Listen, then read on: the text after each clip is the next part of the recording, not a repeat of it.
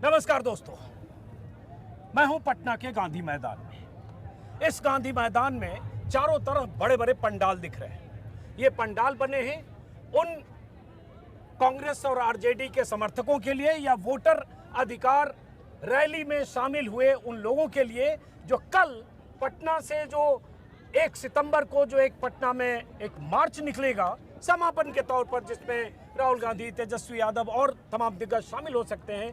उस मार्च में शामिल होने के लिए, हिस्सा लेने के लिए जो आएंगे वो इन पंडालों में ठहरेंगे। लेकिन अभी हमें मिल गए यहाँ गांधी मैदान में पवन खेड़ा, कांग्रेस के तेज तर्रार प्रवक्ता, मीडिया विभाग जो कांग्रेस का है उसके मुखिया हैं, चेयरमैन हैं।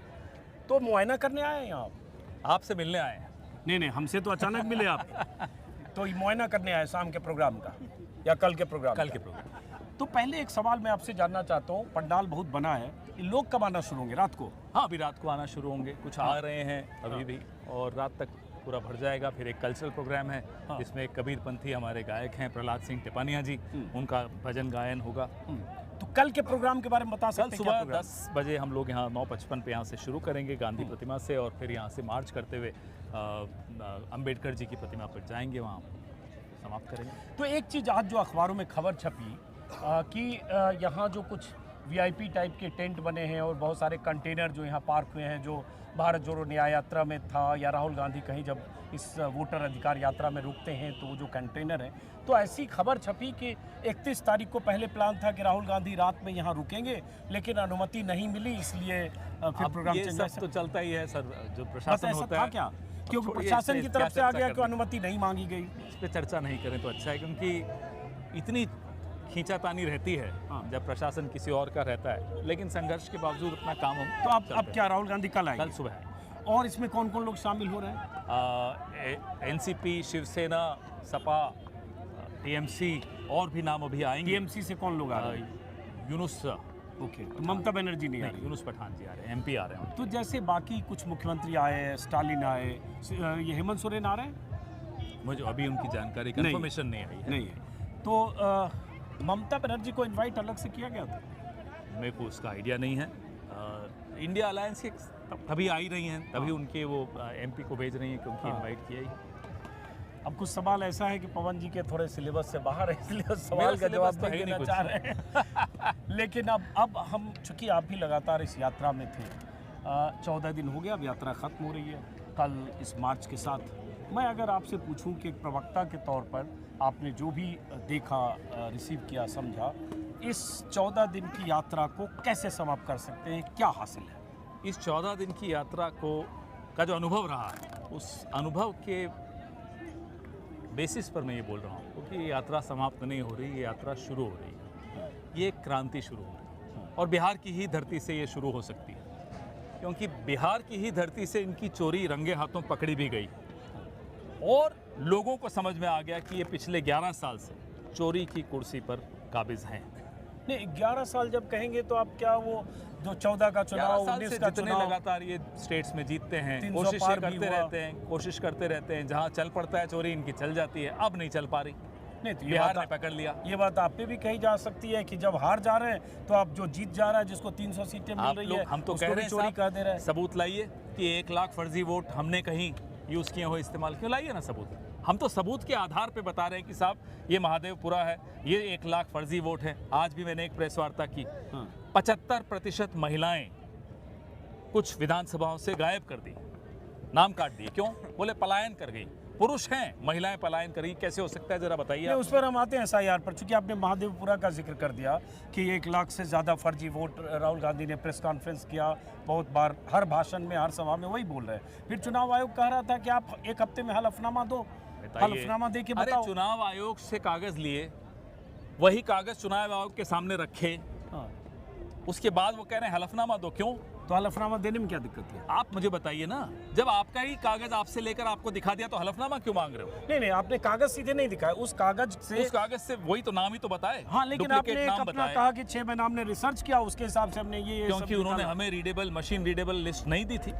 चलिए हम आपसे पूछते हैं, क्या चुनाव आयोग हलफनामा देगा कि अगर इसमें से बात हमारी सच निकली तो वो इस्तीफा दे देंगे और मोदी जी इस्तीफा दे देंगे। लाइए हलफनामा, हम भी दे देंगे। प्रक्रिया तो वो नहीं है कि वो हलफनामा प्रक्रिया में ये भी इस्तीफा- नहीं है, माफ कीजिएगा। नहीं, वो कौन से नियम, कौन सा नियम मुझे बताइए। उन्होंने एक नियम बताया था, हमने वो भी उनके सामने रख दिया। उस नियम के तहत भी हमसे हलफनामा नहीं मांग सकते। जैसे अखिलेश यादव ने वो 18,000 तो उस वक्त ना हलफनामा दिए। 45 दिन में। हाँ। तो अब कौन से 45 दिन है, अब तो 1 साल हो गया।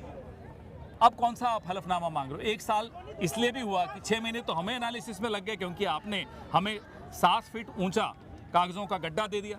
अब उसको पढ़ते रहे हम, तो 6 महीने तो लगेंगे ना।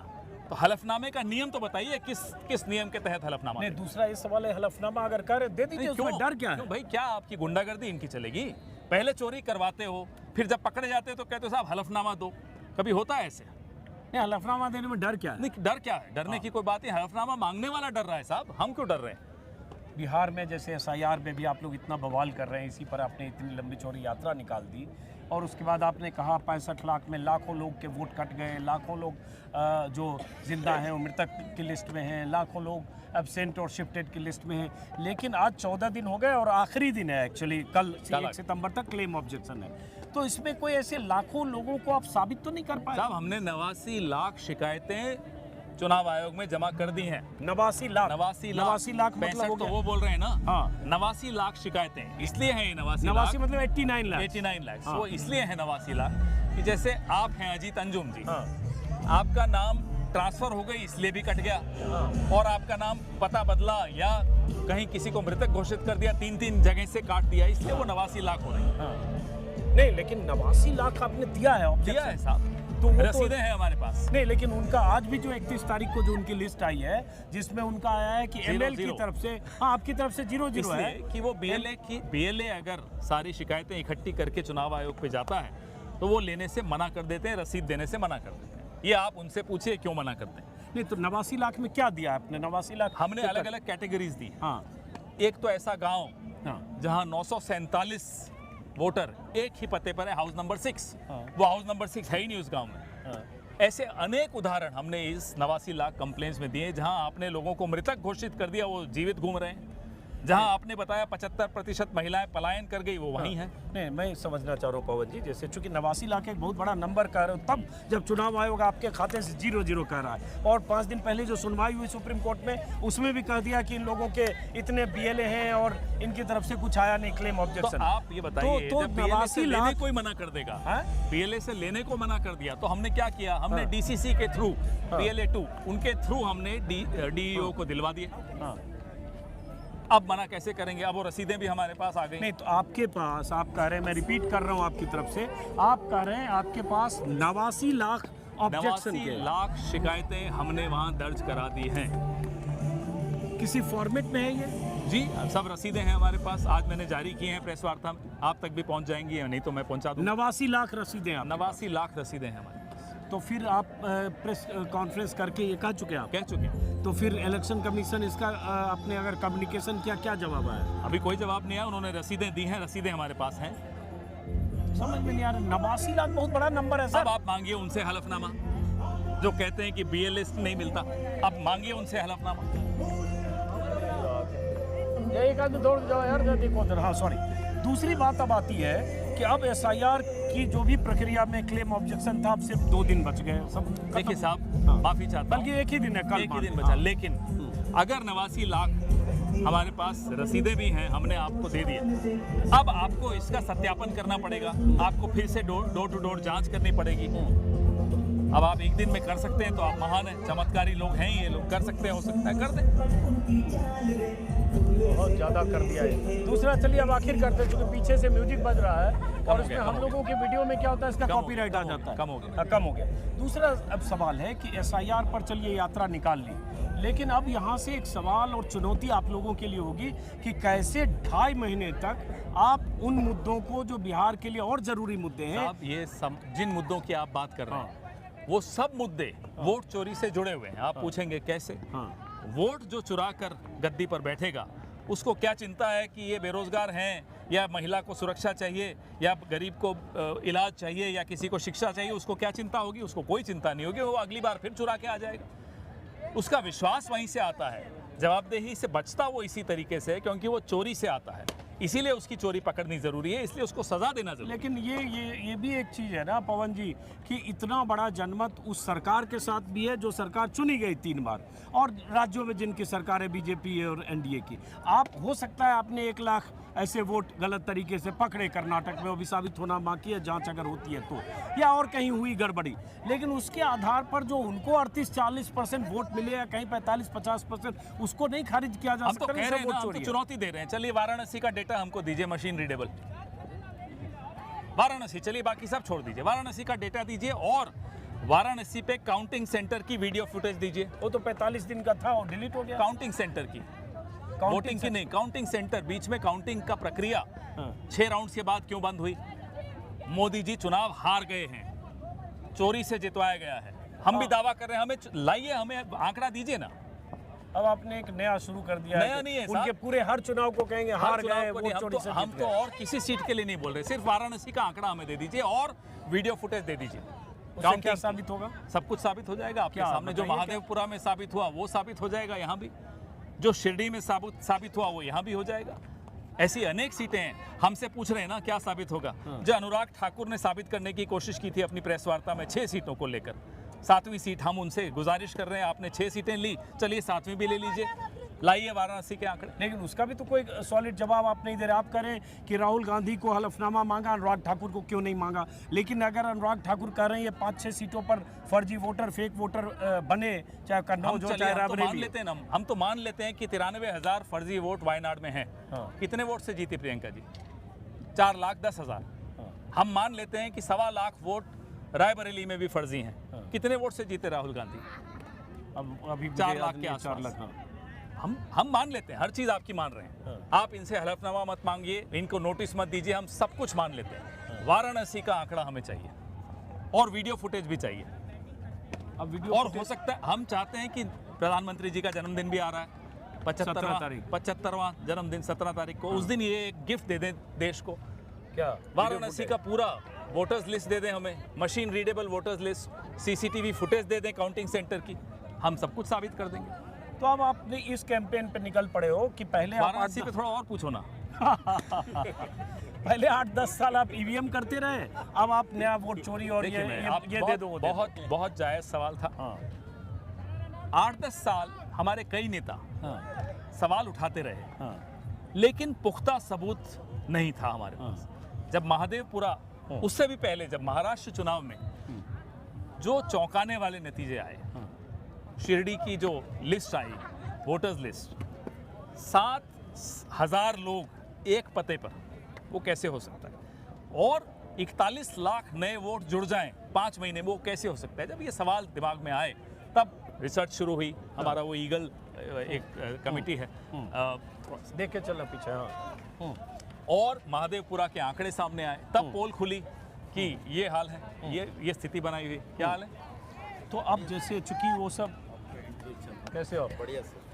अब सवाल ये है पवन जी, एक जो बार बार मैं और लोगों से भी पूछता हूँ कि आपने एक मोमेंटम बनाया इस 14 दिन के भीतर, और इतनी पूरी मशीनरी, ताकत झोंकी कहाँ से कांग्रेस कार्यकर्ता, ये देखिए पूर्व यूथ कांग्रेस के अध्यक्ष भी यहाँ आए हुए हैं, रायबरेली अमेठी से भी आए हुए हैं, श्रीनिवास, और कहाँ से लोग यहाँ आए हुए हैं। ये हमारे यूथ कांग्रेस के नहीं, ये ऑक्सीजन मैन है हमारे देश के। ऑक्सीजन मैन है, बहुत ऑक्सीजन सप्लाई की इन्होंने, और आपके यहाँ भी पार्टी में भी युवाओं में ऑक्सीजन सप्लाई करते होंगे। तो आपने देश भर से लोगों को जुटाकर इतना बड़ा मजमा तो लगा लिया 14 दिन, लेकिन अब ये जो है 70 दिन 80 दिन इसको कैसे कैरी करेंगे आगे? ये तो अब लगातार चलेगा। अब ये जनता का आंदोलन बन चुका है, ये हमारा नहीं है। अब नारा भी है, हमारा नहीं है। वोट चोर गद्दी छोड़ अब लोगों का नारा बन चुका है, हमारा नहीं है। लेकिन लोग कह रहे हैं कि जनता तब होता है जब ये कार्यकर्ता और सपोर्टर से बाहर गांव में और देहात में चौक चौराहों पे अपने आप जाए। अभी जो है झंडाधारी सपोर्टर हैं आप। शुरुआत ऐसे ही होती है, उसके बाद अब वहाँ से आवाज़ आनी शुरू हुई, ना केवल यहाँ से। मैं कल देख रहा था मुंबई में अचानक एक जुलूस निकल रहा है, वोट चोर गद्दी छोड़। वहाँ तो कोई चुनाव भी नहीं है अभी महाराष्ट्र में, मुंबई में अभी 1.5 साल है लोकल बॉडी का, लेकिन वहाँ भी ये शुरू हो गया है। जहाँ से मैं आता हूँ राजस्थान, वहाँ लोग खड़े हो गए सड़क पर कि साहब वोट चोर गद्दी छोड़। ये नारा अब जनता का नारा बन चुका है। तो वोट चोर गद्दी छोड़ के नारे के साथ आपको लगता है कि जो अक्टूबर एंड नवंबर में चुनाव होगा उसमें आप बिहार में सत्ता पर काबिज हो जाएंगे? बात सत्ता पे काबिज होने की तो हो ही जाएंगे। चलिए, हमें सेवा का मौका अक्टूबर में मिल जाएगा बिहार में। मैं उसको शब्दों को बदलता हूँ क्योंकि मैं ये नहीं मानता कि सत्ता में काबिज होना या गद्दी पे सवार होना या घोड़े पे सवार होना, मैं नहीं मानता। हमें सेवा का मौका मिलेगा अक्टूबर में, ये मैं मानता हूँ। तो अभी से 2.5 महीना वोट चोर गद्दी छोड़ यही कहते रहेंगे। नहीं, इसी से सारे मुद्दे जुड़े हुए हैं। हाँ। नौकरी, जैसा मैंने आपको बताया, महिला सुरक्षा, नौकरी, उद्योगों का नहीं आना, ये तमाम मुद्दे, पेंशन, राशन, इलाज, शिक्षा, ये सब इतना तो मुद्दे इसी नीतीश से जुड़े। कुमार ने कल परसों कह दिया कि हर महिला को 10-10 हजार देंगे। 20 साल आज क्या कर रहे थे जनाब, अब 10-10 हजार देंगे। तो आपके लिए भी कहा जाता है कि और महिलाओं का- यहाँ जो महिलाओं- घोषणाएं कर रहे हैं तेलंगाना में और हिमाचल में, कर्नाटक में क्यों नहीं का दे तो रहे? आंकड़ा ही खत्म करते जा रहे हैं। यहाँ से 10 ये हजार आप बोल पे रहे भी हैं। कहा जाता है कि आप जो यहाँ हसीन सपने दिखा रहे हैं, जहाँ आपकी सरकार है जाइए, हिमाचल चलिए, कर्नाटका आप में, हमारे तेलंगाना में जो वादे किए वो क्यों नहीं जो पूरे ये कर रहे कह हैं? रहे हैं ना, हाँ। उनको वोल्वो बस का किराया भी हम देंगे, हाँ। चंदा करके दे देंगे हमारे साथियों से। उनको बोलिए आइए हमारे साथ वोल्वो बस में, हम दिखाते हैं हिमाचल में हमने क्या क्या लागू किया, हम दिखाते हैं तेलंगाना में हमने कौन नहीं, कौन सी महिलाओं गारंटी को लागू सब पैसा रुकिए, हम दिखाते हैं कर्नाटका में क्या क्या लागू किया, और फिर हमारे साथ बम्बई भी चलिए, बम्बई की सैर कराएंगे, वहाँ बताते हैं आपको जो उन्होंने लाडली बहन योजना लाए थे उसकी क्या हालत कर दी। नहीं, लेकिन तेलंगाना में जो और उसमें जो पैसा एक-एक करके देना था, जो वादे किए गए, वो फेज नहीं। वाइज हाँ। फेज वाइज हमारी तमाम गारंटियां तेलंगाना में भी लागू हो रही हैं। अब वो फेज वाइज हैं, वो जरूर है, लेकिन ये नहीं कि नहीं लागू हो रही, लागू होगी। चलिए बहरहाल, अब पवन खेड़ा यहाँ मुआयना करने आए, चूंकि कल इनकी यहाँ से यात्रा निकलेगी। फिलहाल बहुत बहुत शुक्रिया, Thank you. अब देखते हैं हम लोग चुनाव के दौरान कई बार बातचीत होती रहेगी। हमारा माइक है, इनसे माइक ले माइक तो लीजिए। लेने दो, माइक और तो दे उसके दो बाद इनका। नमस्कार। अरे नहीं, आप फोटो खिंचाओ ना, अभी इनके इनके साथ साथ खिंचाओ। मत करो।